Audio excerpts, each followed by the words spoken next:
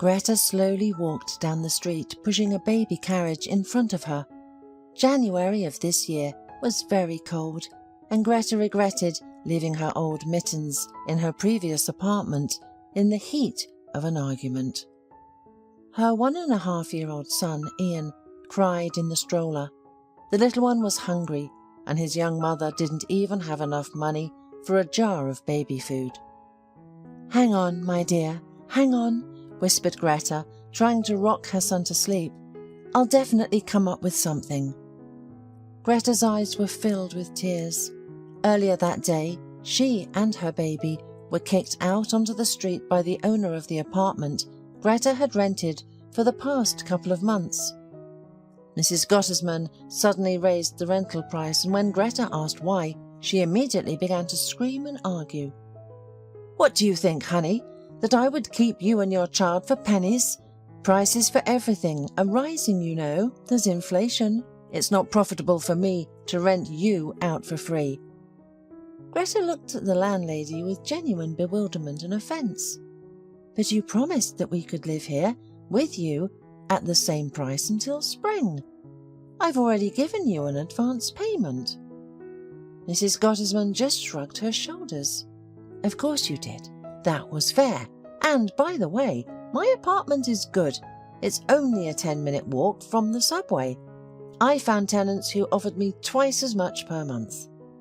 "Oh, that's it," Greta thought to herself. "It's all because of simple greed." But out loud she asked, "OK, we'll leave, but please give us time to find another place, at least a week. Where do I go now with a baby in my arms?" Greta pleadingly looked at the landlady, but Mrs. Gottesman was inflexible. "That's not my problem, honey. Hurry up and collect your things. And, as they say, all the best. New tenants will move in tomorrow morning." At first Greta was furious about such injustice, and then she realised that it was useless to persuade Mrs. Gottesman. Therefore, having gathered her things in a shabby bag and put Ian in the stroller, the young mother left the keys in the hallway and silently left the apartment. Her mood was terrible. Most of all, Greta was upset because today was her birthday. Greta turned 25, and she was left alone on the street with a little child in her arms. Trying to warm herself up somehow, the poor woman put her hands in the pockets of her worn-out, once fur-lined coat. There she found a few small bills and coins. Greta sighed heavily. She had 3 more days until she received her maternity allowance. She hoped she could find an inexpensive hostel nearby where she could stay with her son and survive these days.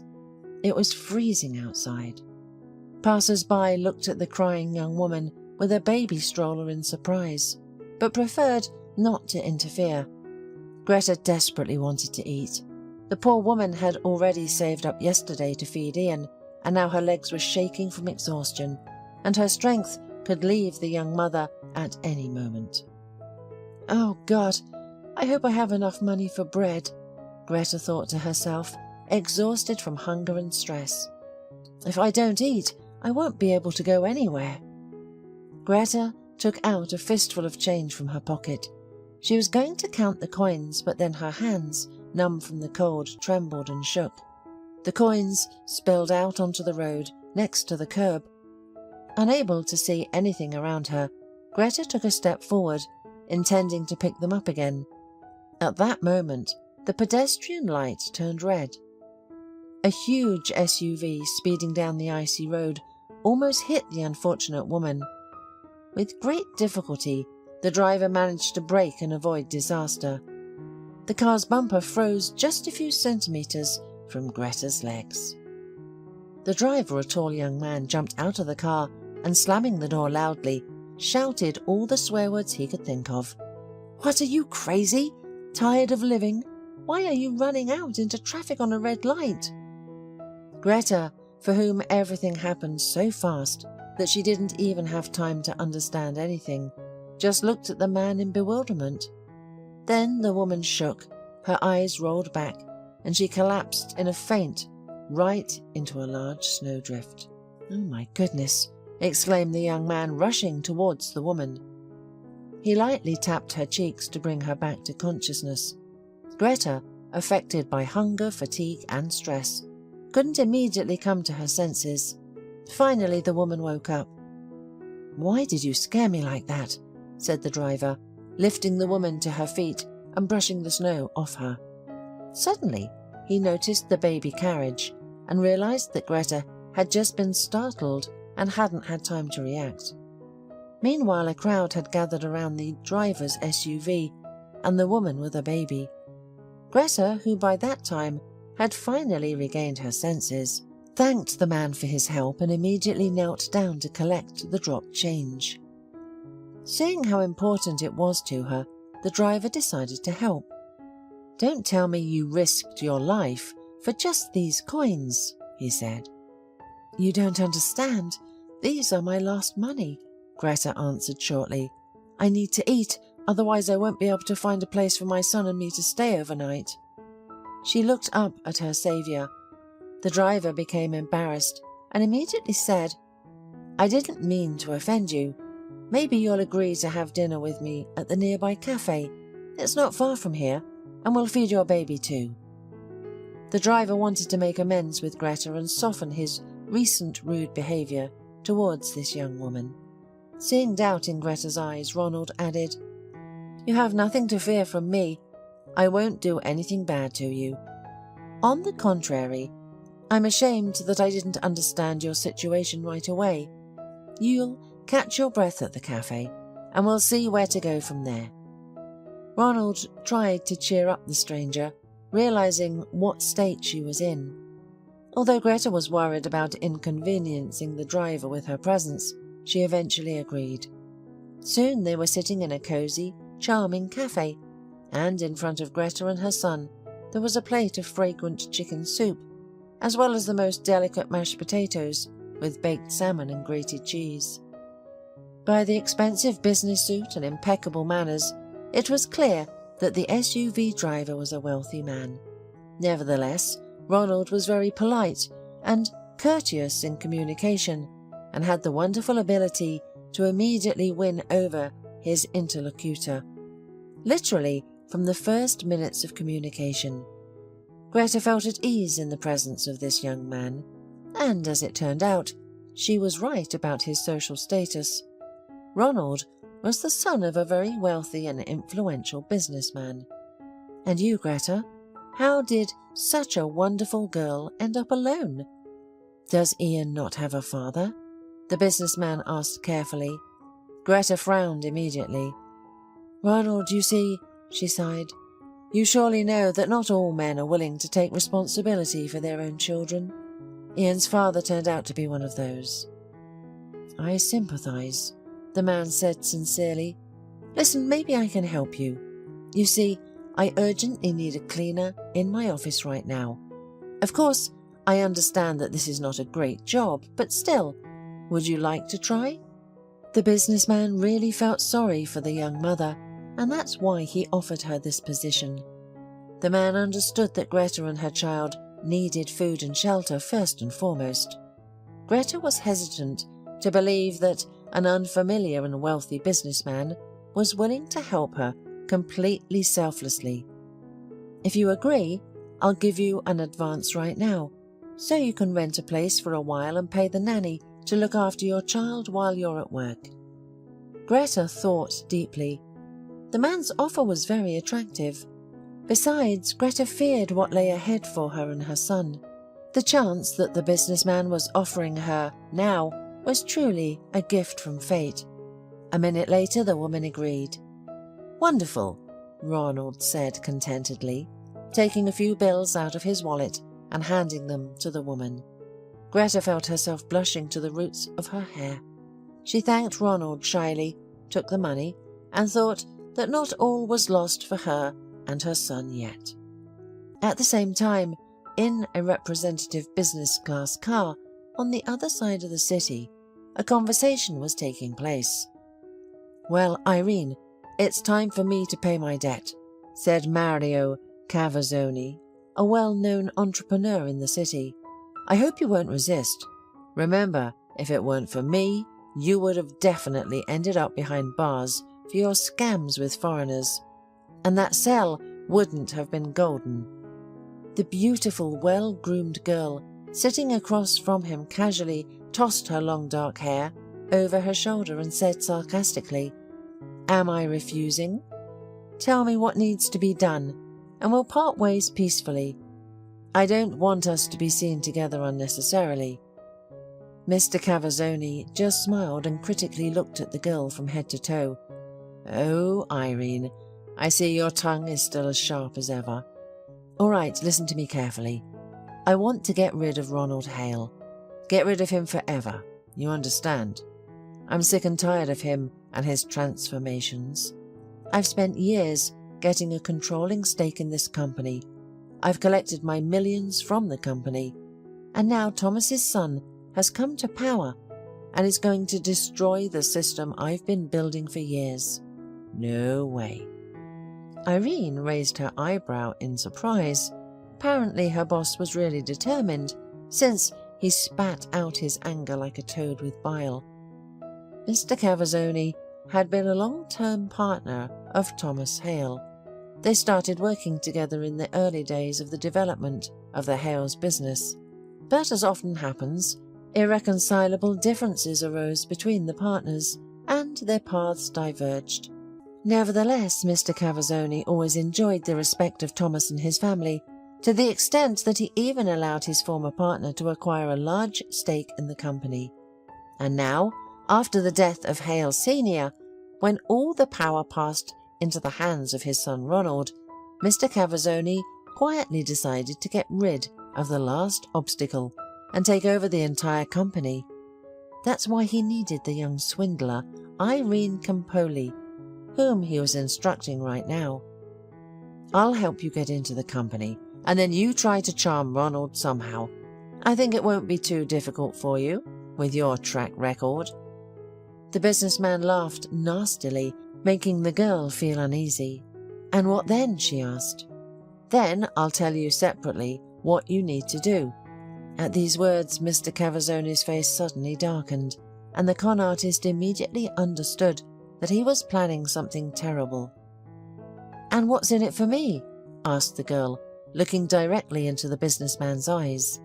He nodded briefly and said, "You'll get your share, and it'll be quite generous, don't doubt it. The main thing is to do what I say and talk less. Got it?" Irene agreed, and the villains began to carry out their wicked plan.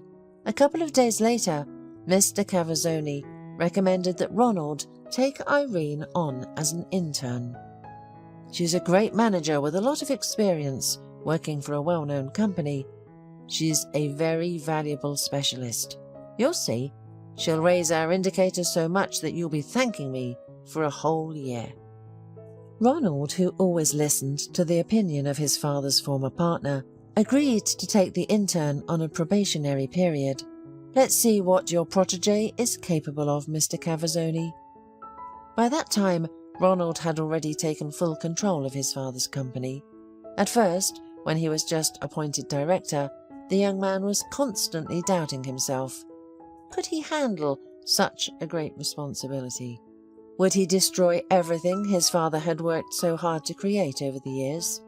His subordinates also didn't immediately accept the young leader, but thanks to his natural resourcefulness and creative potential, Ronald was able to literally breathe new life into his father's brainchild with a record short time of just 6 months. 2 months had passed since Mr. Cavazzoni planted his Trojan horse in the company of the young businessman. During this time, Greta sadly watched as Irene systematically courted her boss. It went without saying that the young employee knew how to skillfully manipulate men and get what she wanted from them, thanks to her aggressive beauty and predatory charm of a tigress. Irene easily captured Ronald's heart with her clawed paws. The man quickly fell for the swindler's hook. Despite his attractiveness, he was not spoiled by female attention, so he easily took the intern's interest at face value. Greta just shook her head. She knew perfectly well that behind Irene's supposed feelings for her boss was something else, completely mercenary. Ironically, they were classmates in the past, so the current cleaner had enough time to study this cunning beauty inside and out. Greta knew for sure that Irene never loved anyone in her life except herself. That's why the young mother didn't believe in her feelings for Ronald at all. However, she still felt a little envious toward Irene. Why? Why does all the best always come to her? The cleaner leaned on the mop with which she was washing the office floor at that moment and involuntarily plunged into memories. Many years ago, Greta moved to the city from the village with her mother. There was nothing to do there because the place where they lived was already considered practically extinct. There was no work or future for a woman and her high school daughter. By that time, Greta's father had already died. An accident while winter fishing deprived their family of the main breadwinner. They began to live much worse, so the girl's mother decided to try her luck in the city. They managed to rent a small house on the outskirts, and Greta got her room in it, which looked more like a pantry. Although the girl was very upset about their poverty, she did not show it. She tried to help her mother with everything, but she could not find a better option for herself than to work as a cleaner in a local shopping centre. Greta herself also helped her mother wash the floors. After school, she always ran home first to change clothes and then to the store, where she worked an extra shift with her mother. Trying to make her mother's work easier, Greta carried heavy buckets of water and, instead of her, wrung out a rough rag, which her mother attached to the mop. In addition to everything else, Greta began to have problems at school. Being new in the class, she, of course, could not help but attract the attention of other children. 16-year-old Greta stood out sharply against the teenagers from wealthy families. Her modest clothes brought on sale, a backpack that she had seen better days, and the simplest phone. All this made her classmates constantly whisper behind the girl's back. Especially annoying for Greta was one girl whose parents at that time were considered very wealthy. It was the same Irene who now worked with her at the same company. The arrogant girl constantly teased Greta, emphasizing her, as she put it, peasant origin. "Well, peasant, are you going to spoil the mood constantly with your dull face? Probably today again you will ask to be released early from physical education. Of course you have to help your mum.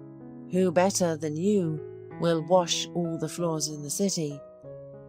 It was unbearable for Greta to listen to such words back then. She really got very tired of helping her mother, but she still endured it and never showed her dissatisfaction. The girl knew that besides themselves, no one would help them with anything. Of course, because of poverty and a constant lack of money, Greta felt awkward because she could not dress as beautifully and stylishly as her peers. And in one thing, Irene was right. Her mother worked as a simple cleaner, not the most prestigious position to say the least. Despite difficult relations with classmates, Greta soon became one of the best students in school. Teachers were often surprised by the diligence and high intelligence of the girl, who was able to multiply large numbers in her mind without resorting to a calculator. Most prominently, these abilities manifested themselves as physics, algebra, and computer science classes.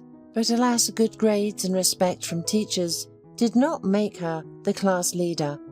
Irene continued to tease her until graduation, so Greta was able to breathe freely only when she received her certificate and commendation for excellent academic performance and left the school walls forever.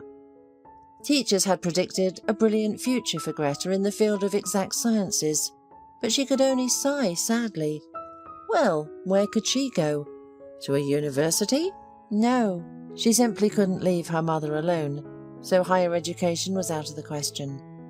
Over the next few years, Greta and her mother struggled to make ends meet in rental apartments, taking on odd jobs whenever they could. Greta worked as a cashier in a grocery store, as a salesperson at a market, and even as an order picker at an online store warehouse. But landlords invariably raised the rent, and they still needed to live and dress, so there was never enough money. They saved on everything, and Greta saw no way out of this situation until she met Alex. Alex was a handsome young man who worked as a loader in the same supermarket where Greta worked as a cashier. At the time, Greta was already 23 years old, and her heart was open to a great and deep feeling. Alex immediately appealed to Greta, largely because he seemed like a reliable, stable man. The girl hoped that something would work out between them, perhaps even that her lover would invite her to marry him, especially since he was from the same simple family as Greta.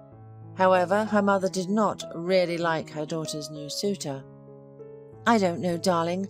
I'm not sure about him," the woman said. "He has some strange eyes. I don't see any love in them." "Mummy, what are you talking about?" Greta asked with a smile. "Alex is just tired. No wonder he spent almost 10 hours on his feet, and then he came straight to us. And not empty-handed. He brought flowers and a cake. Of course he's good." The girl's mother only shrugged her shoulders in doubt. "It's up to you to decide, Greta, but I wouldn't expect much from him if I were in your place. He's not your man, believe me." The daughter fell silent then, although she was hurt that her mother could not or did not want to share her happiness. However, Greta did not stop dating Alex. Her feelings for this blonde and cheerful guy were too strong. Several more months passed before Greta found out that she was pregnant.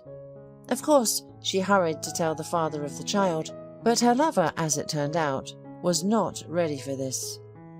"Greta, are you sure you're really expecting a baby?" the man asked hopefully. "I heard that women sometimes have false alarms." Greta looked at him in surprise and said confidently, "Alex, I visited the doctor, it's all true. The term is still small, but there can be no mistakes. This is your child, and I am infinitely happy that I will soon become a mother." Alex slowly looked away, then looked around, checking if anyone would hear them in the supermarket's utility room. "Greta, well, it's like—" "What?" A worried shadow flashed in the girl's eyes. "You see, it's not the right time for this." Greta just waved her hands as if saying that's how it always is. The girl wanted to ask the guy what they should do next, but their conversation was interrupted. They urgently needed to go to the store. After that, for the rest of the day, Alex preferred to stay away from the girl, and if they did meet, he timidly averted his eyes from his beloved. Greta then thought for the first time about how she would live if, God forbid, she remained completely alone. After all, her mother was already old, and Greta could not hang the care of her future child on her. And there was little hope for Alex. The girl's fears were confirmed when the next day Alex abruptly quit and disappeared in an unknown direction. He even asked the accountant to send him the calculation by mail, saying that he was rushing to do important things in another city. Greta was not naive and immediately realized that her fiancé had run away from her, not wanting to take responsibility. Greta's heart was broken. Her mother had warned her that she would cry because of Alex, but the daughter did not believe it, and it turned out exactly like that. The pregnancy was difficult and Greta was constantly forced to be hospitalized. The young woman was distressed that her mother was left alone at such times without supervision. Once, when Greta was discharged after another preservation, she returned home and found her mother dead from a heart attack. The daughter's horror cannot be described in words. Her neighbors helped with the funeral. Greta gave them all the little money that she had saved at that time, but she was unable to make all the necessary preparations. It seemed to her that her life was over. Her nearest and dearest person had left her, and she was left alone in this harsh world. From that moment on, life became a series of trials for the young woman. She had to quickly move out of the apartment because the landlady did not want to tolerate what she called problematic tenants. The future mother had to find another place to live. Meanwhile, she was laid off from the supermarket where she worked while she was in the hospital. The store owner did not want to pay the pregnant employee her maternity leave, so he decided to cheat by accusing the poor woman of a non-existent shortage as a pretext. Greta wanted to complain, but to whom? No one would protect her from arbitrariness, and she just resigned herself to what had happened. After that, wherever Greta went, she was refused work. In the end, to get at least something, the woman had to lie, hiding her pregnancy. This allowed her to stay afloat for some time. She worked as a dishwasher and cleaner at a restaurant. However, when she could no longer hide her state, she resigned from her job. With the birth of her son, the situation changed, but not for the better. Greta began to receive a childcare allowance. However, it was so meagre that the unfortunate woman often went hungry herself just to feed little Ian. They had nowhere to live properly. The office cleaner position that the young mother received not long ago became a life-saving cycle for her and Ian, helping them survive the turbulent ocean of worldly troubles. Greta tried to do her job well and not attract attention from other employees. She understood perfectly her position in the team and therefore increasingly remained silent and didn't get close to anyone. If someone greeted her, she greeted them back, but that was all. However, fate still brought her face to face with Irene. The beauty was very surprised by their meeting, but didn't miss the opportunity to take a jab at Greta. "Oh, Greta, I didn't know you worked here too." The girl looked the cleaner up and down, then squinted and said in a dissatisfied tone, "I see you've chosen the right path in life. I respect people who know their place and don't meddle where they shouldn't. Stay on your own side of the fence." Irene smirked and walked past her former classmate, throwing a piece of paper into the bucket of water. Despite holding on as best she could, Greta felt incredible pain and hurt deep down inside. She did not understand what made her worse than Irene, except for the lack of money. But money doesn't make a person good, and she, more than anyone else, had already learned that. The only person in the company with whom Greta always talked friendly was the director, Ronald Hale. The young businessman understood very well how difficult the situation with the young cleaner was, and therefore tried to do everything possible to ease it. Ronald and Greta were about the same age, except that the man was a couple of years older. Although they didn't chat in the cafeteria for employees and were rarely caught alone, these two respected each other. For the first time since the birth of her son, Greta could breathe calmly. Only now did she feel relative stability and confidence in tomorrow. However, there was still something in her daily hustle that she initially even hid from herself. The fact was that Greta gradually felt increasingly in love with her boss. Every time she saw him, her cheeks were filled with a hot blush, as if she were turning into a young and naive girl, thirsty for a strong and deep feeling. Greta suffered, seeing how Irene so easily won Ronald's heart. But all that was left for the poor cleaner was to endure. Who is she to him? Just a girl mopping floors and collecting garbage on the floors? Greta bitterly realized that their social status gap would never allow them to be together. Meanwhile, the intern scammer was able to fully implement her plan. Ronald was so charmed by her that, according to the girl herself, he was willing to eat out of her hand. Ronald completely lost control over himself. He was ready to fulfill any desire of his green-eyed beauty manager. Greta, seeing all this, could only grip the mop handle even tighter. In her opinion, Irene was not even worthy of the director's little finger. One day, while cleaning the men's restroom, Greta overheard a strange conversation. The toilet was designed in such a way that the audibility between the men's and women's compartments was excellent. Hearing a familiar voice, Greta stopped and listened carefully. "Mario, you need to act faster," demanded Irene, whose voice Greta immediately recognized. "I'm already tired, honestly. I have to powder my nose and run to a date with this fool now. He's already hooked. I have the documents and general power of attorney, fake signatures, and I've already ordered the necessary people too. It's just a matter of a little work. Damage the brakes in his car, and voila, an accident on the road, and we'll finally get what we deserve. You, as the holder of the majority of the shares, will become the rightful owner of the company, and I'll receive my percentage and leave with a light heart abroad." From the phone receiver, which Irene put on loudspeaker as she applied her makeup, the low voice of businessman Mr. Cavazzoni was heard. "Well, Irene, congratulations, you're great. You so skillfully fooled the guy, and, most importantly, you have done your job excellently. You got the papers I needed. Without them, my whole plan would have been for nothing. All right, I'll talk to someone. Maybe some of my guys will do everything tonight. Ronald still parks his official car in the company's general garage, right?"